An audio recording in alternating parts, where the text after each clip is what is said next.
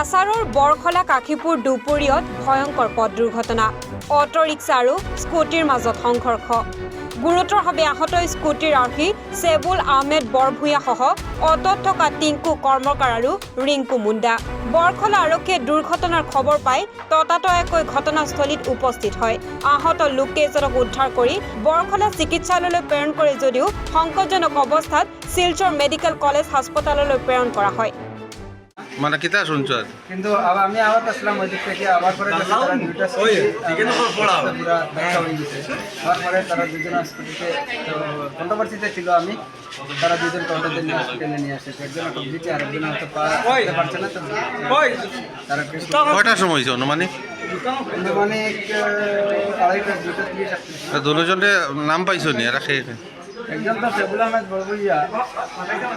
আরেকজন চিনছি না উনি হয়তো বাগানের মানুষ কিতা হয়েছে কিতা সংঘর্ষ হয়েছে বাইকে স্কুটিতে সেবুল বড়বইয়া অটোতে স্কুটিতে ছিল এবং অটো নিয়ে একটা প্যাসেঞ্জার তার অ্যাক্সিডেন্ট হয়েছে ব্যুরো রিপোর্ট এনি ফর 24